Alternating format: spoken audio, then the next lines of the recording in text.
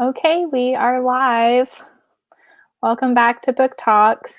We'll wait a minute until our friends get on here. The comments usually take a little lag.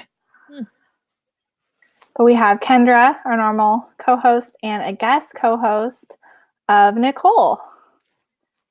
Well, we currently have 0 people watching, so we'll wait a minute.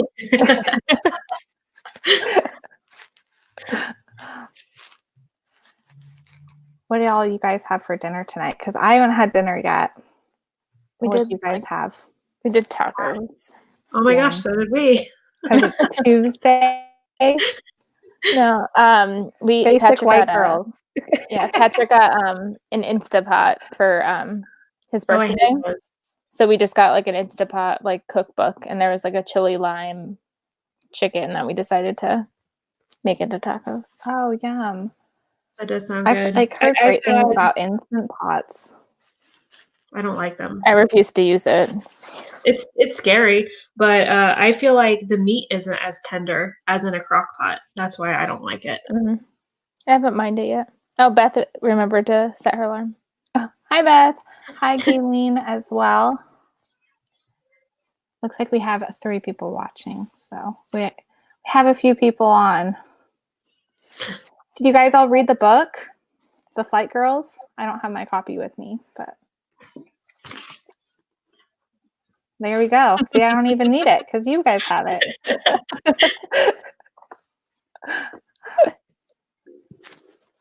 And we have Chloe, which I'm getting used to your new name. Good. You changed your channel name to Always Booked. She doesn't like the Instant Pot. No. Beth isn't done yet. Gayleen loved it, and Chloe said she liked it. Yay. Well, since we're having our first guest co-host, Nicole, you should talk about yourself a little bit and introduce yourself to anyone on here who doesn't know who you are. I think everybody knows who I am, actually. If it's just 4 people. Yeah. Oh, but people might watch it like later, like after it's done. That's true.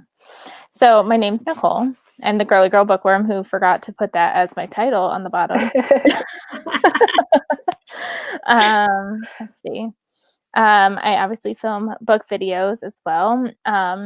Most people know me as my vlogs, though, with my family, and I've got my husband Patrick, my new baby Sydney, who's 4 months old, and then I've got a cat and a dog, and we have a crazy life. Nice. I linked both of Kendra and Nicole's channels down below, so you guys can go check those out in the description box. So, yay. Okay, so now on to the book. I really liked it. Let's go around and say what we rated it.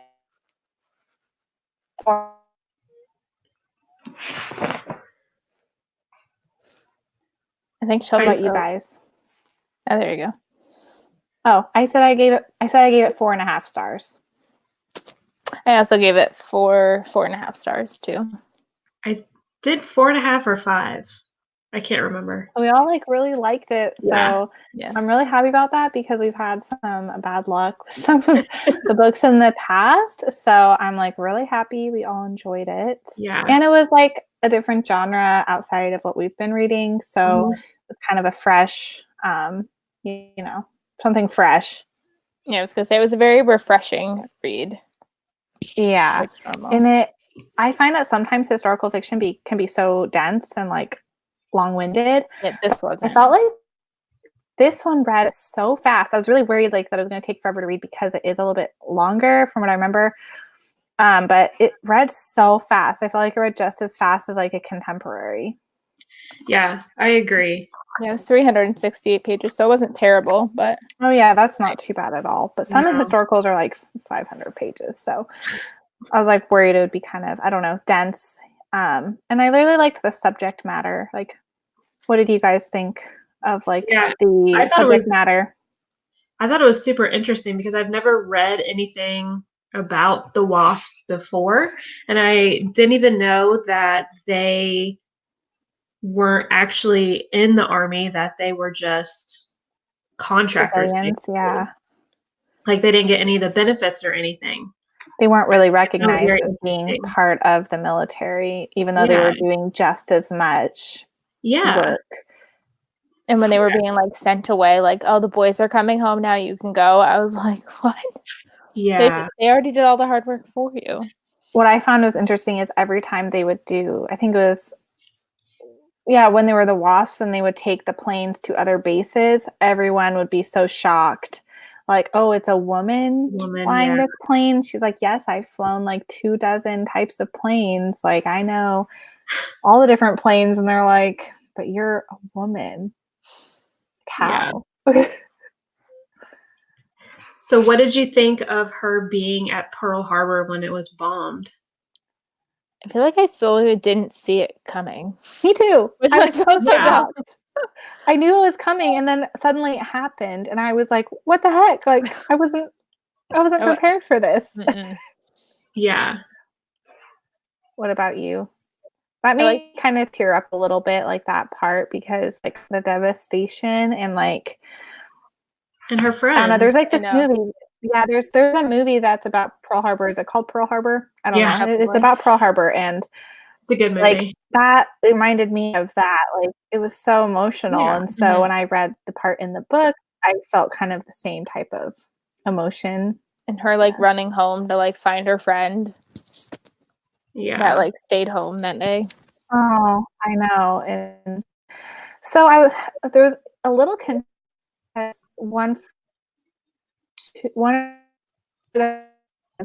one friend died in the house, and then they said something about the other friend, and then weeks later she discovered she was dead or something, like one of her roommates. Did you get that?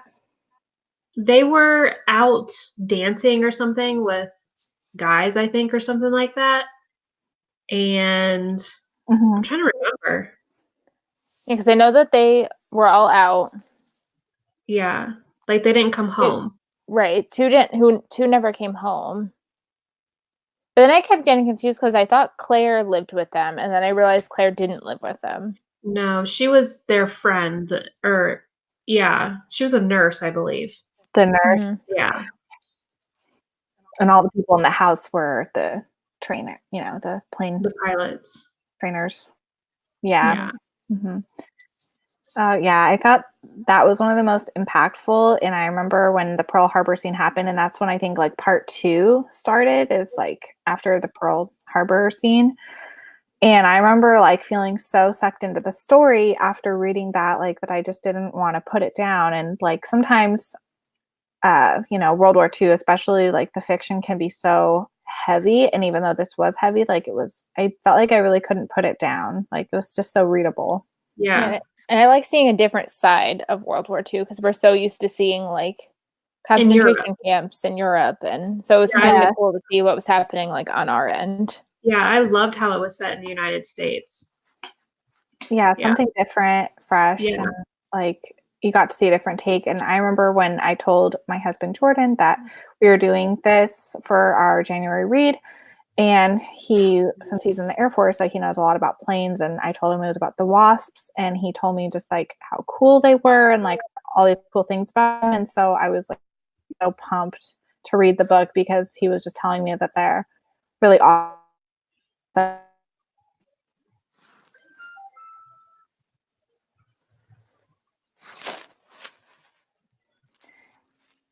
Chloe said that she feels like the first set of girls that lived together, like it was such a good friendship, and that she didn't think she'd be able to replicate it with the second set of friends, but that she did, and that was just as strong of a friend group, which I totally agree. I kind of felt that way too. Like, how could all these misfits coming together to be the WASPs, especially after that travesty, like how could she relate to these women who didn't go through the same thing?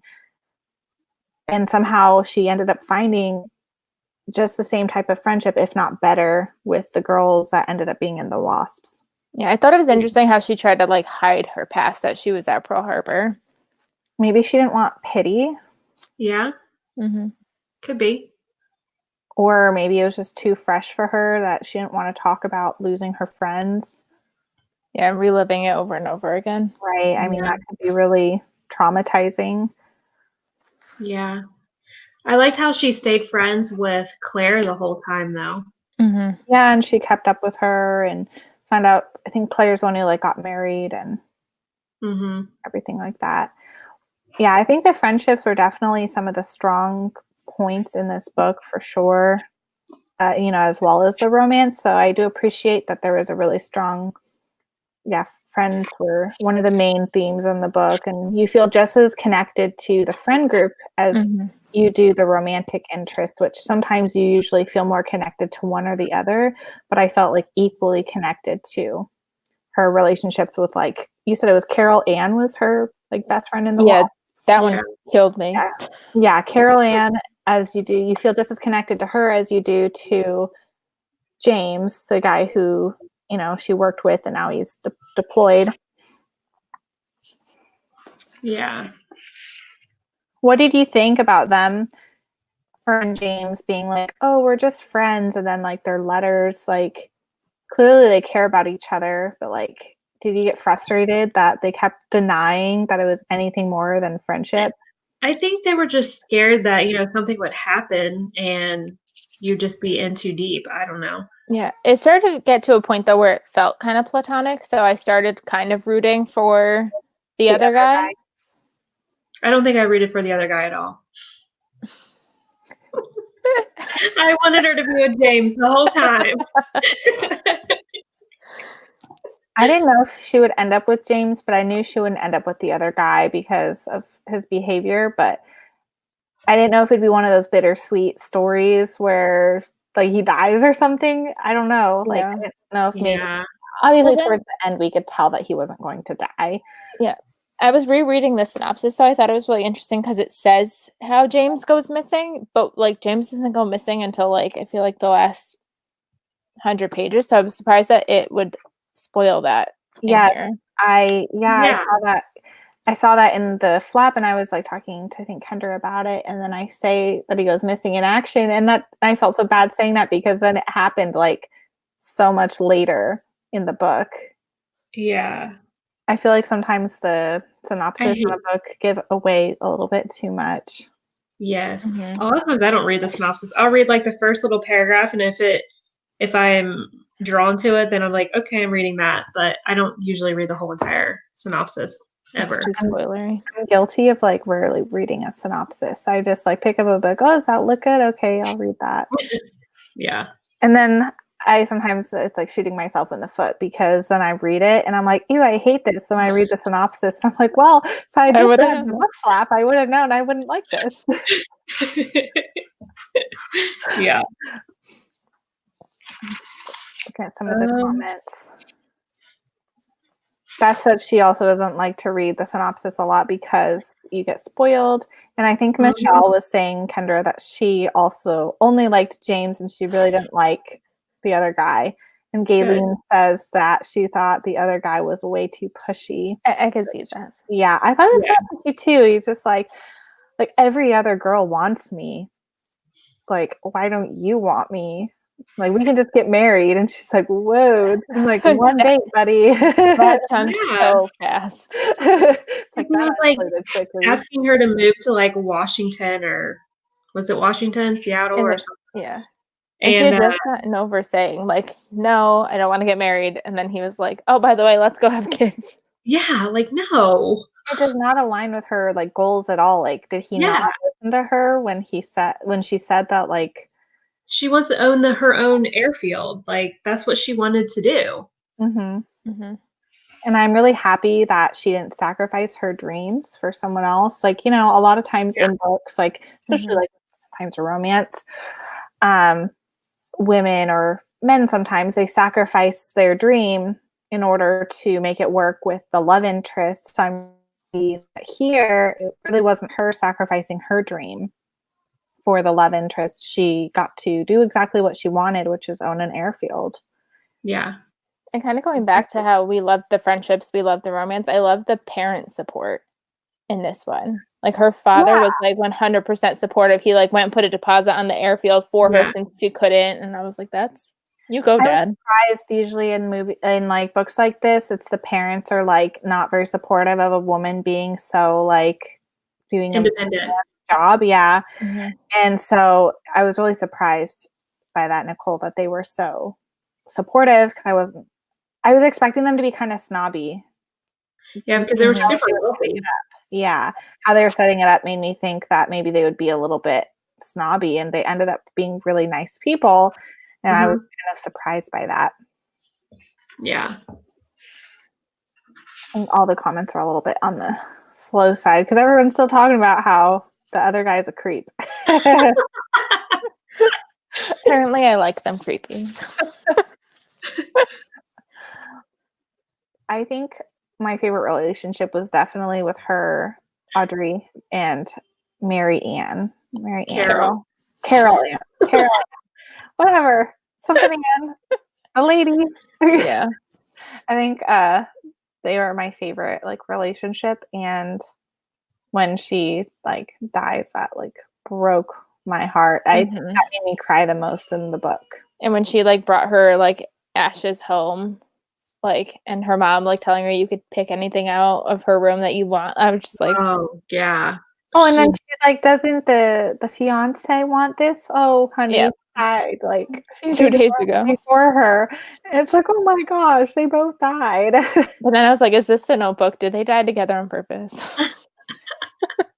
That just like broke my heart when then I heard that he died and she hadn't Yeah. even found out yet. Like, imagine if she hadn't have died and she found out that her fiance had died overseas, and Yeah. They could have changed the story for her. Heartbreaking. yeah, that was really sad. Beth also thought that was a really sad scene. Yeah, I think that was the hardest scene to read. What do you guys think of like the ending? I'm trying to remember.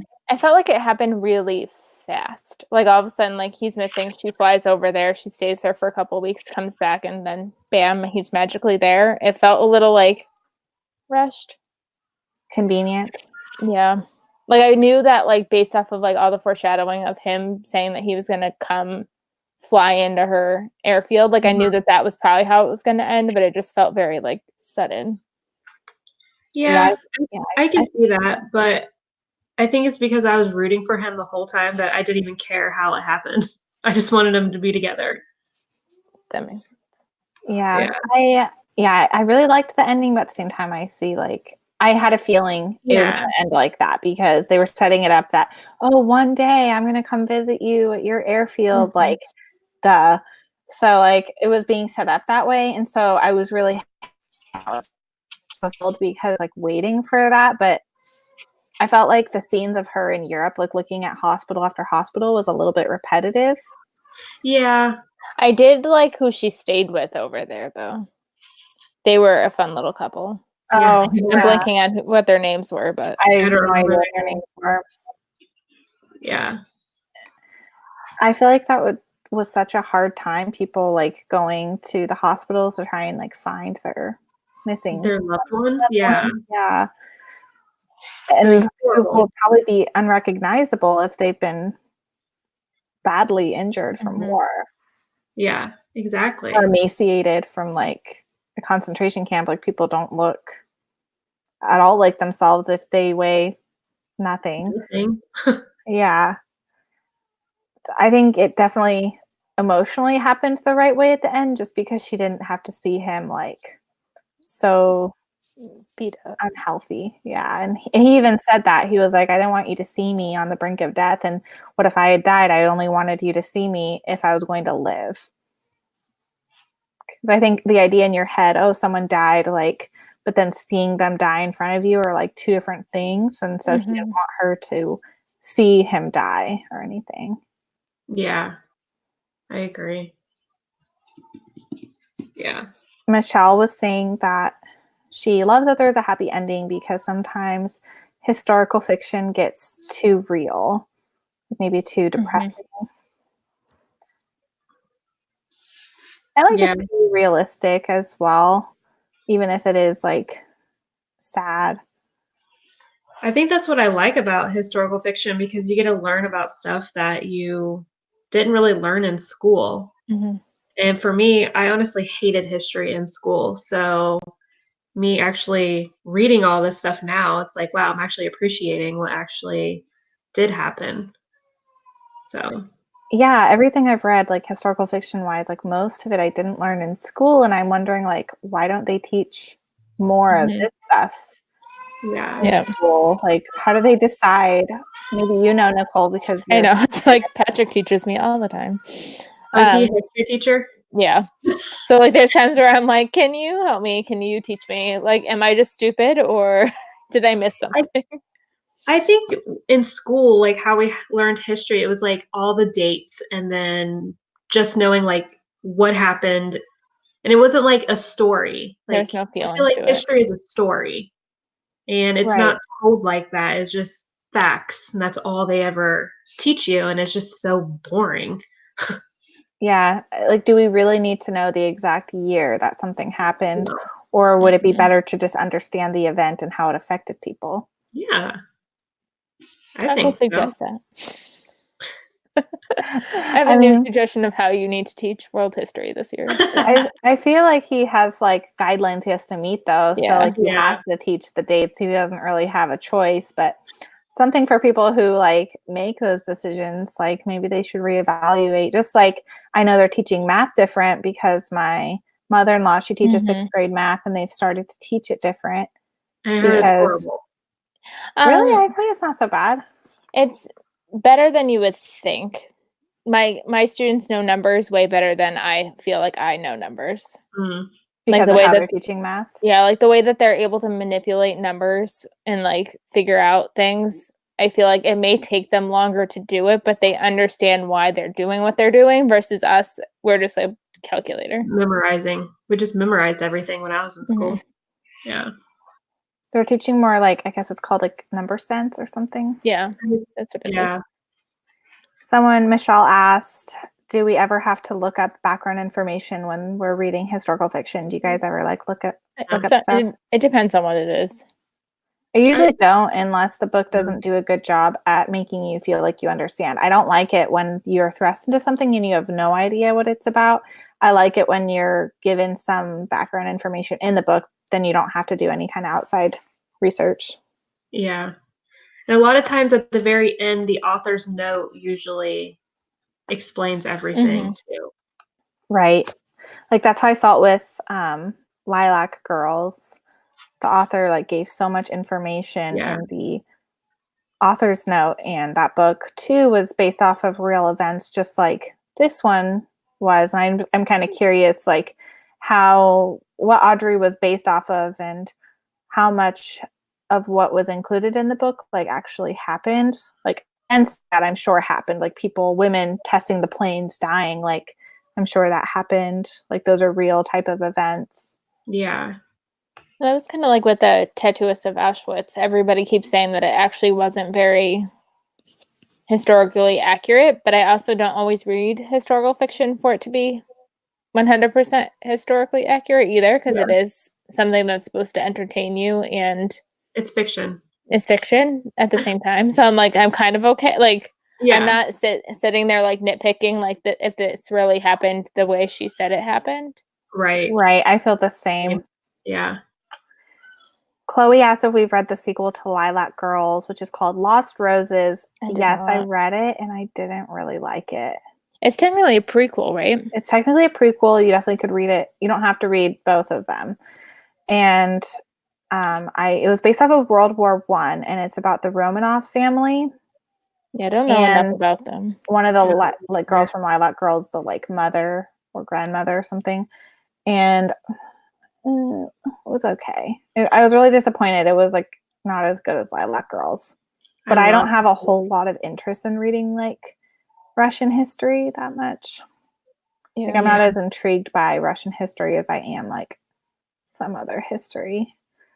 Yeah, and that sounds bad. I just like it. Maybe that just wasn't written in a very entertaining way. It just felt very like bogged down.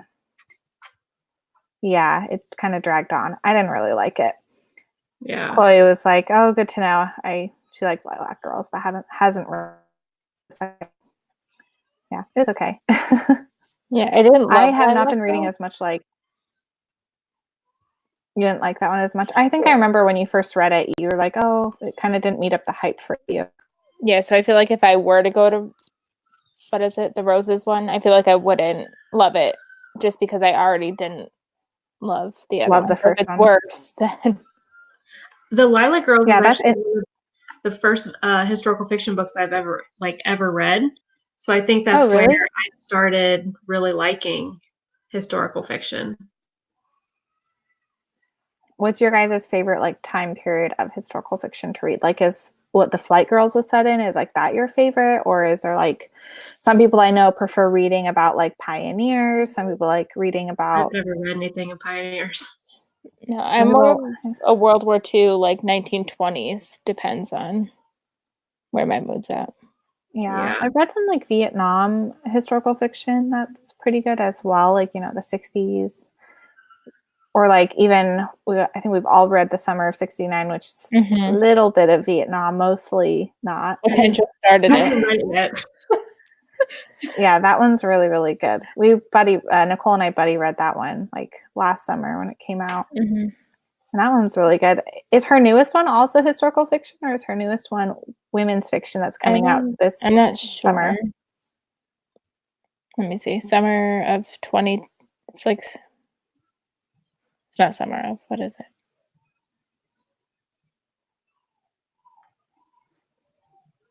I remember when I saw it, I'm like, ooh, that looks really good. And now I cannot like remember at all what it was about. Yeah.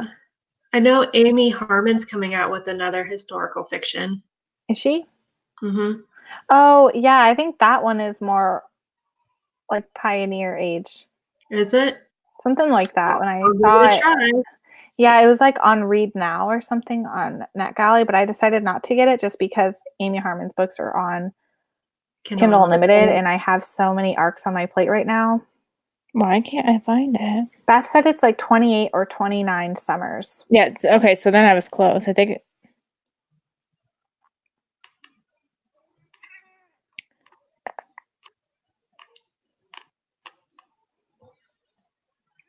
one of my favorite historical fiction books that I read in 2019 was The Things We Cannot Say by Kelly Rimmer.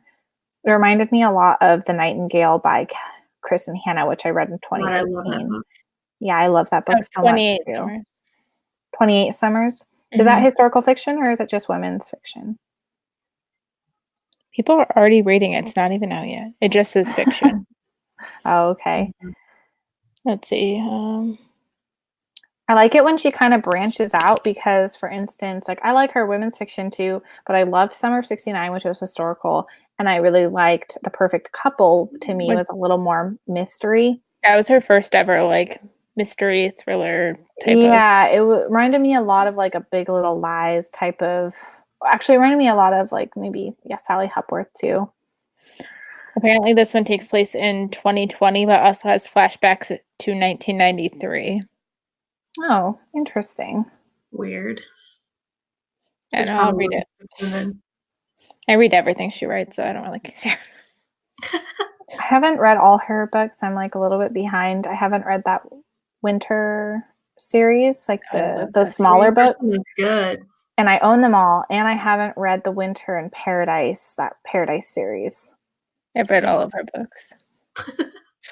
Yeah, she has like good stuff. So many books. And so little time. Yeah. Nicole, what was your favorite historical fiction book that you read last year? Last year? In 2019, yeah. Probably The Wife, the Maid, and the Mistress by Ariel Lawson. Is that the one that's like kind of orange red on the cover? Yeah, hold on. I can grab it.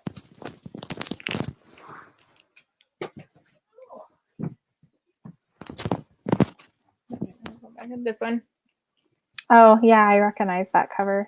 Is that kind of like a mystery, like a Clue type of mystery? Yeah, so it's about a judge who goes missing. And like, so then it follows the three women in his life. So his wife, his maid, and his mistress. And so like, I guess this is a case that never really got solved. So like, this is like their take on like what could have happened to him. Interesting. Yeah, so I liked it. So it's 1930s New York, I think, if I remember. Yeah. Sounds interesting. So like it has like an alternate reality type of thing. No, so like in real life, this guy apparently did go missing.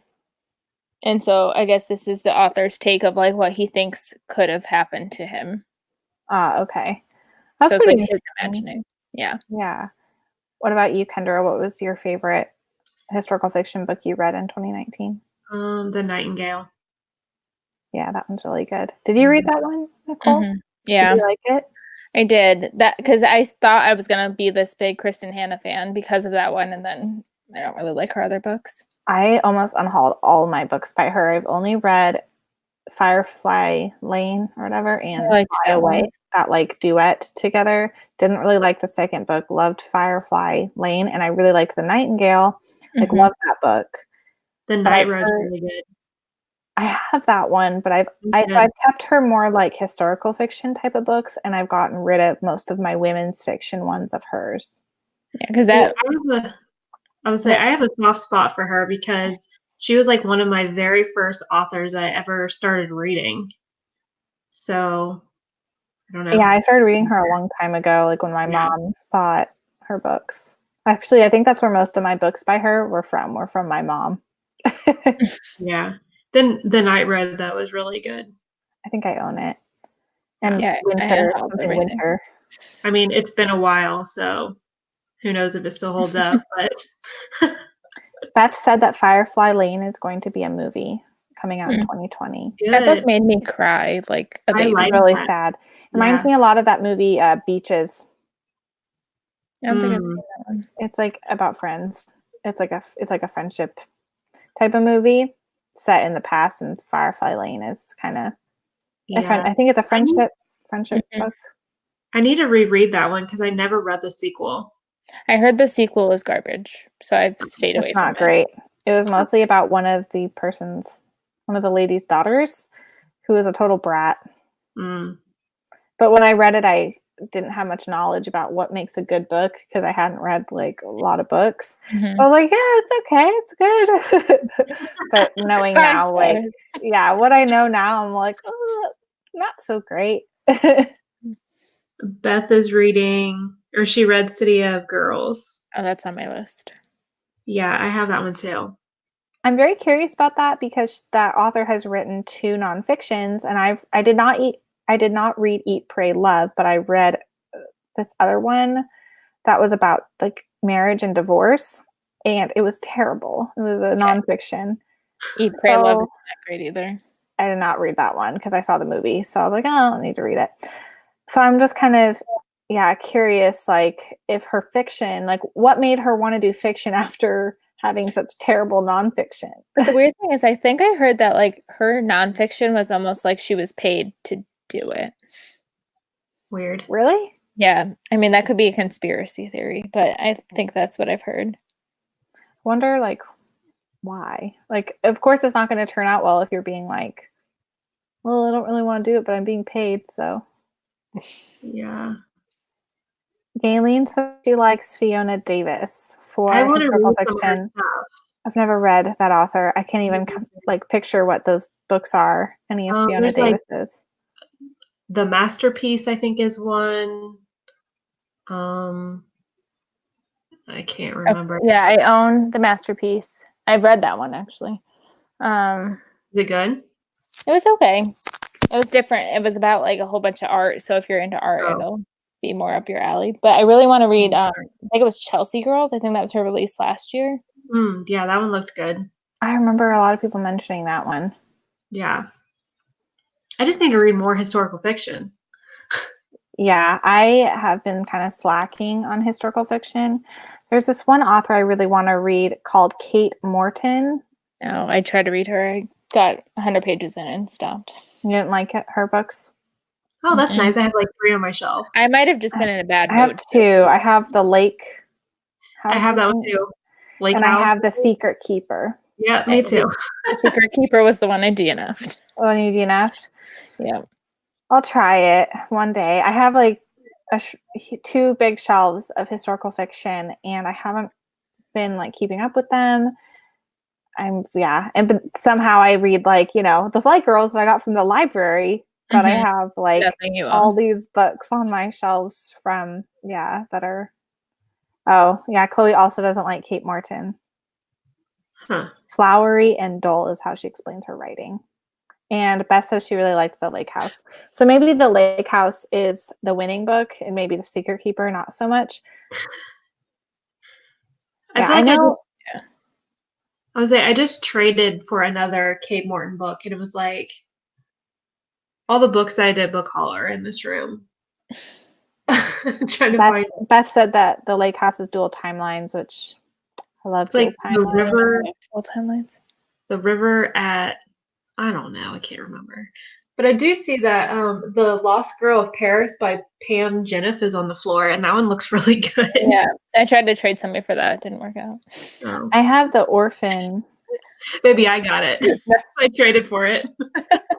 I have one book by Pam, or two books by Pam Jenoff, and I still haven't read them. I have that one. I haven't read it. Too. Haven't read it. Yeah, I haven't read them. Oh, I also have this one. Somebody told me to read that when I did on Instagram, like, tell me what to read. Somebody recommended me to read that.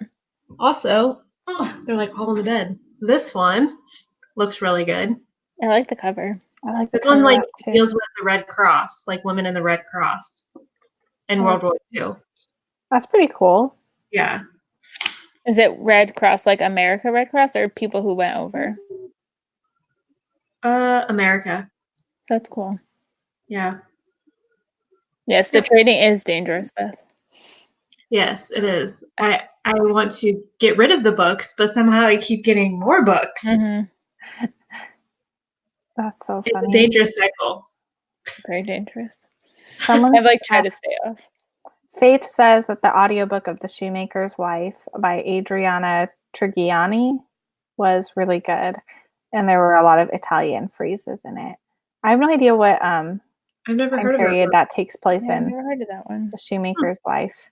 I feel like there's so many historical books called The Blank Wife. Like I read one back in like August called The Winemaker's Wife. Oh yeah, I wanted to read that, but it was good. Yeah, like it wasn't bad. Like it wasn't like mind blowing. I probably liked it as much as I liked The Tattooist of Auschwitz. Okay. Probably liked I still need to read that one too. Like I loved that one. Like I went to bed one night, like I'm gonna read a chapter or two, and then I like devoured that book in one night. It's really short. But then I couldn't do Chilka or whatever her name is. Silka, I think. Silka's Journey. That one I didn't like as much. I DNF'd it. I gave up. Which I felt bad because it was a NetGalley book, but I couldn't do it. Yeah, I got that one off of NetGalley too. I didn't like it as much. The only thing I didn't really love about The Tattooist was the ending. I thought was like kind of, I know it was based off of this lady's real life, but it was like kind of rushed and it was kind of odd. Like seemed misplaced. But I loved the rest of the book, you know? Mm-hmm. So I think I still gave it like 4 stars or something. So I still liked it. But yeah, I have so many historical fiction books on my shelves and have not read them. That's why I was hoping that readathon would help. And then I DNF'd 2 out of the 4 books I read. Well, at least you got rid of 2 of them. Yeah, did you unhaul them? Well, Sika, whatever her name is, was a NetGalley, so I didn't have to do anything with it. And then I'm trying to trade Sold on a Monday if anybody wants to go. Oh, I've heard a lot of people talk about that book. No. Not good. It just like, it wasn't good, it wasn't bad, it just kind of was like words on a page. What was it about? I have that one. Yeah, so it's about this newspaper guy who like, right now he's like currently writing articles for like the socialites, which he like isn't really big on. And one day he's like driving down a road and he sees these kids outside with a sign that says like children for sale. So he takes a picture of it, and then this other woman finds the picture of it and like gives it to her boss. And then it like sparks this big like storyline for him. Mm-hmm. But then the picture gets damaged. So he has to like recreate it. And I think he has issues with his guilt for recreating that picture. It's too bad because I have that one and it looked really good. I've heard amazing things about it. Yeah. Maybe the writing style is just like dry. What's that one book? It has a girl on it, and you can just see her like shins and down, like you can see her shoes, and it's by like Joanna Goodman. Something forgotten. Unwanted. Hold on, I read it. Oh, is it good? I just organize my shelves, so of course I cannot. What's the her life name? of me remember where it is. Joanna. Oh, What? the Home for Goodman. Forgotten Girls or something like that. Yeah. I liked it. Oh, I have that book, and I bought it like right when it came out, and lo and behold, I haven't read it. Oh, you read that though? Home for Unwanted Girls. Yeah, I liked it. Good. I have that one sounds good. I really liked before we were yours, or what was that one? That's the one with the two girls with their back or something. Yeah, Before We Were Yours by Lisa Wingate. That one was amazing, and it's about basically during the Great Depression, people would bring their kids to orphanages because they couldn't support them because they had no job. And then by the time people could get their kids, they would lie and say like, oh, you can't have your kid. So they were making money. They were selling the kids as like adoptions. It was really, really sad. Yeah, the Home for Unwanted Girls. Beth was wondering how you. What would you say? Oh, the Home for Unwanted Girls was girls who were put up for adoption, but then their adoption place had to become a mental hospital because they would get more funding that way. So then these girls were being seen as like mental patients. Oh my gosh, that's awful. Yeah, it was hard. Oh, that's so sad. Yeah. Beth was wondering how you DNF on NetGalley, and don't you go to the review section and you say I won't review this book or something? Well, if you do that, then the percentage doesn't go down. I just say I DNF'd at blah blah blah. I didn't even mention I DNF'd it. I just wrote a not very kind review. Well, it wasn't not very kind. I worded it in a very like, this wasn't for me. Sorry. Yeah, that's how I am too if I DNF on NetGalley. But I don't put I'm not reviewing because then it doesn't go against your percentage. Yeah, that's Does it go against your percentage if you do that? It just won't make your percentage better. Yeah. Yeah, I mean, I wouldn't really mind that if it didn't affect it. It'll act like it wouldn't bother me too much. I feel like it would have to be like really bad for me to be like, I can't do this. Yeah. There have been like a couple NetGalleys that I've had to DNF, but it's not too frequently that I do that. Sometimes I'll just power through. That's what I was hoping to do, but then I was like, you know what? Never mind. Chloe said she just joined NetGalley. My one advice, Chloe, is don't request everything when you first see it, because then you're going to get approved for all of them, and you're going to be like, holy crap, I have way too many books to read, but I don't want to read. Yeah. How early do you read a book? I used to read them like way earlier when I didn't read so many like romance arcs and stuff like that. And when I didn't read as many arcs, I'd be like, oh, I have all this time. I'll read them whenever. So I'd read them like 3 months in advance. But now I try to just get them read like the month that they're published. Yeah, that's my new goal. Yeah. Yes, Chloe, I am speaking from experience. I've made that mistake many a times. And guess what? I still have a book in my NetGalley that is coming out, I think today, that I haven't read because I requested it months ago and I'm no longer interested. Called The Lookalike by Erica Spindler. Oh, yeah. I haven't read that one. You have a copy, don't you, Kendra? You got an arc of it? I have not been in the mood to read thrillers at all. And then Colette asked if we loved The Flight Girls. Yes, we all rated it 4 or above. We all liked it a lot. Loved it. Very good pick. Yeah. Yeah, NetGalley is dangerous. Yeah. I have quite a few on there that still need to be read. But I'm trying not to read them too far in advance just because I have so many. I'm part of a lot of blog tours, especially for February. I might have requested one too many romance arcs. Got myself, yeah. Then too, some of them say like if you go into the publishing like page, like don't review this sooner than like 2 weeks or something like that. Oh, interesting. I So never then have looked. Yeah, so I get paranoid that like I'm gonna like put my review up like too early, and then they're gonna like get mad.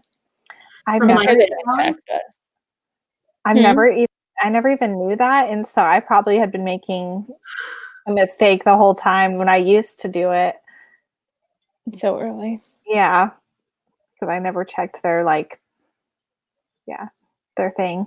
And so that like makes me concerned because like when publishers send you an ARC, now that like I've like finally like started requesting them, like so I've got books that come out in August. Is it safe to read them now, or do I have to wait till August to read them?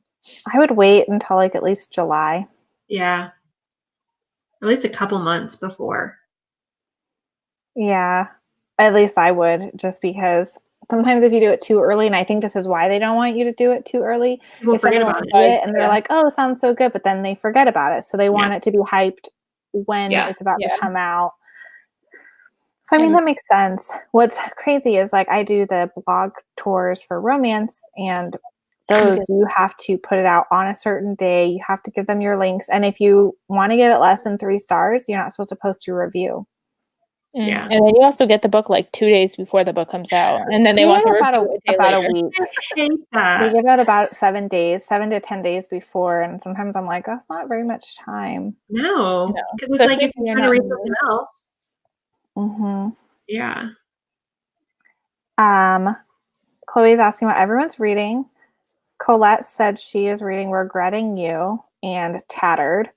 And Faith said, oh no, she said that she's asking if anyone has read Z, a novel of Zelda Fitzgerald by Therese Ann Fowler. No, I haven't read that book. No, I've seen it around though. Yeah, I've seen it too. What are you guys currently reading? I'm reading nothing right now. What? Yeah, I haven't started anything today. I haven't read it all today. Dang. So I probably need to read something. I probably need to start Lookalike by Erica Spindler in reality. But I'm just like... Yeah, I just finished Such a Fun Age, and then I'm going to start My Friend Anna eventually. Is that like a thriller? No, it's a nonfiction, actually. Oh, interesting. Who's it about? It's about apparently this girl who like she becomes friends with like this girl named Anna, and Anna apparently like acts like she's a rich girl and like tries to like pick up the tab for like lavish dinners and this expensive trip, and then it turns out that I think Anna has no money. And so she kind of sticks like this girl with like this huge bill that she can't pay off. Interesting. What time period does it take place in? Like currently, or? It doesn't say. Faith is reading The Diviners. Chloe is also reading Regretting You, which I really liked that one. And Galen was reading The Night Before by Wendy Walker. I also really liked that one. I read that one over the summer, I think. I want to read The Diviners, but I'm kind of intimidated because it's so long. I gave up because Really? because I read The Diviners and then it took like 3 years for the next book to come out. Oh. So I read both, but then there was a cover change between the two, and then it was like another like 3 years before the fourth one, and then there was another cover change, and then this one took a bunch of years to come out, and I think like so I was like I was gonna have 4 different covers on my shelf, so I gave up after the second one. I don't know how I've been feeling about so many cover changes lately. So changing their like photograph covers to illustrated covers. Like Stacey Hart in particular is like a romance author, and all hers were like couples, and they had like really cute text on it, and then now they're all illustrated. I'm not a big fan of the illustrated, to be honest. Not either. Yeah, I'm not huge on it. It feels too like a kid book. Yeah, I'm not huge on the illustrated covers either. No. I'm currently reading Hot Shot Doc by R.S. Gray. I need to start her. Yeah, it's really good. And it's really funny because there's a nurse in there and her name's Kendra. And I've never read a book with a character named Kendra before. Oh, I don't remember that. Yeah. And the doctor, his brother goes on business in Cincinnati, which is so weird because I've never read a book that they talk about Cincinnati before. Yeah. That's so funny. I love that book. It's like it my reminds favorite me of book by her. Grey's Anatomy, 100%. Grey's Anatomy. Yeah. Yeah. I could see that because it takes place in a hospital. There's like the drama and like the gossip. I love that one so much. I've been disappointed by some of her other books and I've loved some. So like I think she does enemies to lovers really well. Yeah. The other one that I read the beginning of the month was the one that took place in the fairy tale castle. What that one's called? His Royal Highness. Yeah, I like that one's one a lot. super cute. I want to read that one just because the Disney fan in me needs to. It definitely is Disney World for sure. I'm off my book buying ban. Oh wait, no, that's on Kindle Unlimited too. Yeah, Right? 100%. Yeah. Yeah, all of her books are. Yeah, this book buying ban is killing me. Yeah, I really liked His Royal Highness, which I was surprised because I was surprised I liked it as much as I did because I'm her enemies to lovers, and that one was not really enemies to lovers. So I was surprised that I enjoyed it as much as I did. Gap romance because they're 10 years apart. Yeah. Oh yeah. Mm-hmm. I always forget that. But yeah, it was an age gap her romance. mentor. Yeah, that one's really cute. You should read it, Nicole. I think you'd like it. It's on my list. You have a lot of romances to get to. I was watching your like 5-star predictions for 2020, and you're like, and this romance, and this romance, and this romance. I'm like, you have a lot of romance to read, Nicole. Because I think I gave into so many like thrillers that like I put my romance side to the side. So I need to catch up. You got a lot of cute like indie ones, and you should read them. You need to read A Piece of My Heart. I know. Gosh. It was so bad because I just saw she announced like the donut one that's coming out. And I was like, oh, I should pre-order that. And I went, you haven't read the first two. I own the first two. It's bad because it's a series that I know I'll love. Yeah, so I don't know why I'm avoiding it. It's really hard, like getting behind on like an author or a series or a genre or something, and then you go back to like read it and you're like, holy moly, like I am so behind. And then that author has published another like 4 books. Yeah. And you're like, easily do that to you. Yeah. Yeah. I still haven't read all her books. Series. The what? The Palm Beach. I need to read those. That's what started it for me. So I'm obsessed. Yeah. I read the first book in that series years ago per your recommendation, Nicole. I heard it on your channel, and it was before I even had like Kindle Unlimited or anything like that. So I purchased the physical paperback, but I ended up getting rid of it because there's a cover change. Yeah. Well, I just did a video of series that I need to like finish or continue this year. And that was one of them. And I was like, I feel weird recommending this because I don't even remember what the new titles are, but these are the old titles. So good luck. Yeah, she changed everything. Like it used to be like part 1 or episode 1 or whatever, and now each one has its own title, like Rush and stuff like that. And then I got to book 4, which has the new one. I was like, this is what the series now looks like. Yeah, and I like the covers now. I think they're a little bit better than the old covers. A little less busy. Yeah. But it kind of sucks if you already purchased all of them. Yeah, I've like debated rebuying them, but then I'm like, do I really need to? But I'm also like, she is one of my favorite authors at the same time, but I also don't need 2 of all of them. Faith asked, or she just said years ago, she read Accidentally in Love with a God by Mimi Jean Pamfiloff. Whoa.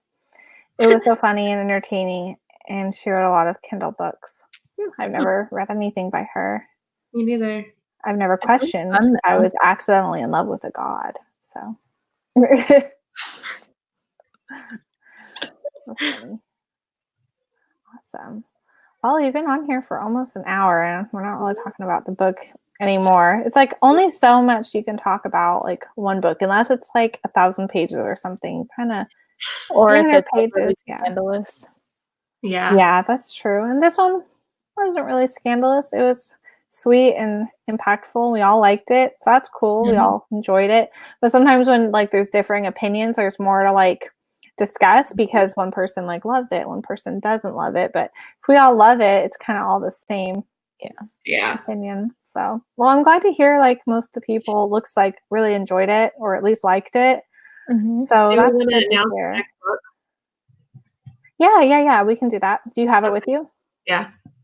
Our next book is this one. Yes. Passion on Park Avenue. I'm I'm pretty excited.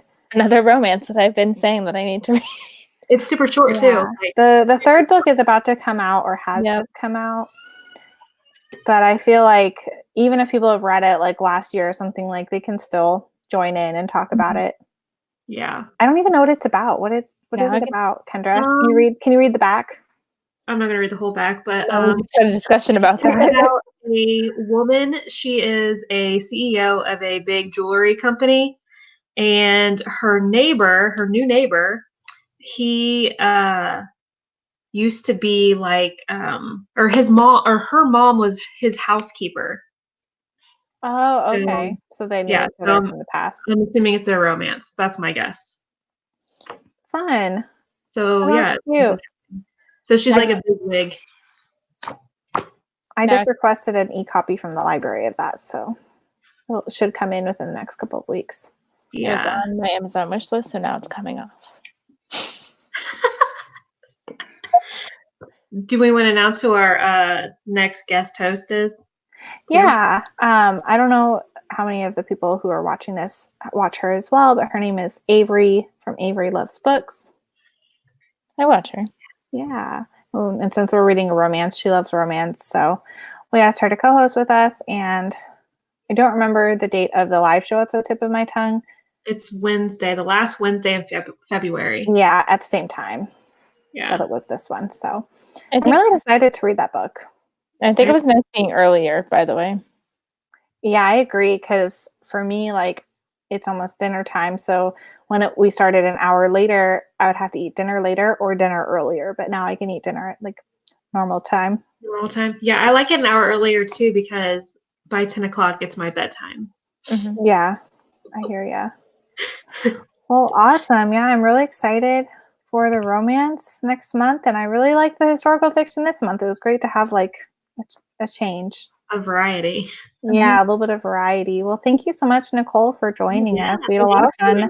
We had a lot of fun having you. And I hope everyone else enjoyed the book and enjoyed the live show as well. So, oh, good. Other people like it a little bit earlier as well. Oh, that's good. Awesome. Well, I think that's it, guys. Yeah. Yeah. All right. Well, I think we're going to head out. Bye, everyone. Bye. Bye, guys.